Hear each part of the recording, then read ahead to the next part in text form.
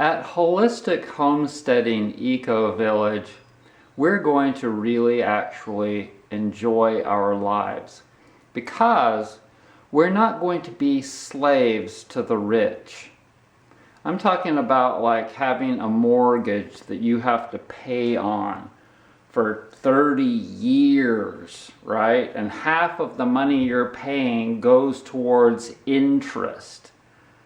This is how those people get rich, okay? The construction industry and the people that loan money to people so that they can have this menagerie. You skip all of that and you just build your own house out of natural materials. And there are so many different things where them out there, they're trying to get you to be their slave. What it takes to get out of that is organization. When you get like-minded people together, and their number one focus is health, and yes, spirituality, but health. Without your health, this physical body is done. And so when you get people that are all totally into holistic healing, and key, they've been that way for a long time, because see, you don't get health in a year or 3 or 5 years. You get it in 10, 20, 40, 50 years. Okay, so you get all these people together and they're all living on one property, one 10-acre property roughly. And they all built a little eco-village out of natural materials. Look up palatable cobbins. Look that up. And then everyone is cooperating with gardening and crafts. Okay, so basically what I'm talking about with enjoying your life is nowadays you see it with the woman that gets to stay home and do crafts because her husband has a high-paying job, right? You get this beautiful woman, this guy, he finds himself, it's so atypical, he finds himself the hot blonde babe, right? He's got his job as the attorney or the accountant or the investor, blah blah dee da dee da. And he gets up and he puts on his suit and he goes to work. And they live in the suburbs. And he drives in 10, 15 miles. And if they have plenty of money, they don't have to live too far away, but then they can live in a really nice place above the city, right? It's so comical. We get to look down upon the peasants. And then she gets to stay home and do arts and crafts and various fun things all day. And all she has to do is make a quickie meal for the husband at night and have sex with him. It's such a joke, the world we live in, okay? So we're going to blast by all of that. There won't be any marriage in our eco-village. You can love as many people as you want. As long as you're not jealous and angry for other people loving your lover, blah blah dee da dee da.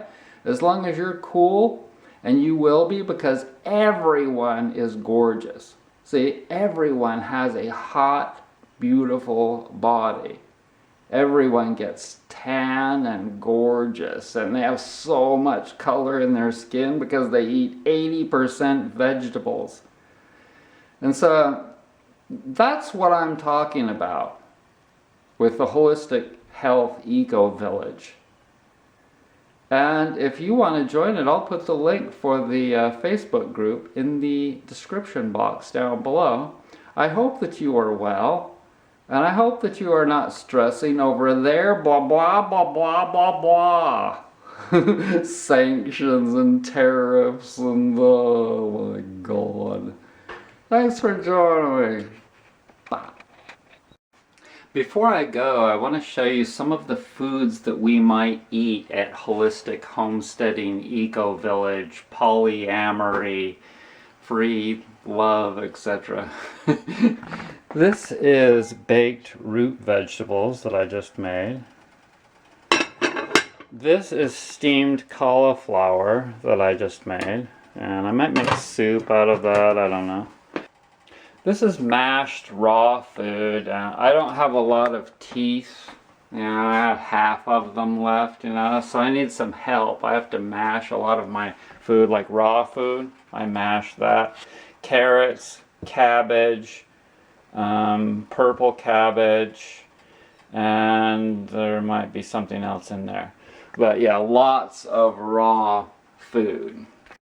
I'm washing some blueberries by putting some baking soda in there, and then I'll rinse it to get all the potential natural pesticides. Oh, and we only eat organic, healthy food, and most of it will probably be growing ourselves. I'm making some peas, and I threw a little bit of kelp in there. That helps that to cook and better.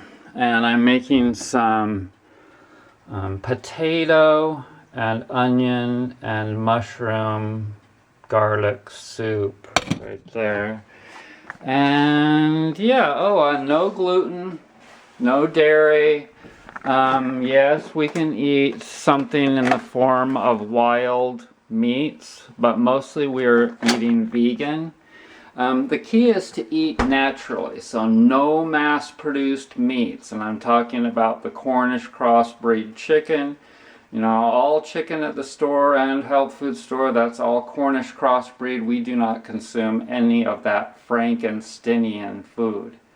You know, no turkey, mass-produced turkey or pork, only wild. But like I said, for the most part, we're working towards veganism. I'm soaking these walnuts, and you put a little salt in there to keep any bacteria from growing while you're soaking them, and then you drain that out, and then you put it on a sheet and dry it in the dehydrator. And that's really good to dehydrate foods, especially for preparedness. And so I've got a bunch of dehydrated vegetables. Here's some kale dehydrated. And if there's any kind of an emergency, you know, you've got that available to you. I also have pink salmon. Wild pink salmon is really healthy. There's some chub mackerel. I'm not so hot on that. But sardines are good too. Wild meats. Yeah. Fresh is better, but if you've got canned wild meats available in an emergency, that's really good. Eggs are okay, you know, organic eggs. There's some Pete and Jerry's organic eggs down there. But whenever we can eat beans, that's the key. You know? Vegetal foods. That's how you get a healthy body. I've been studying this for 33 years now.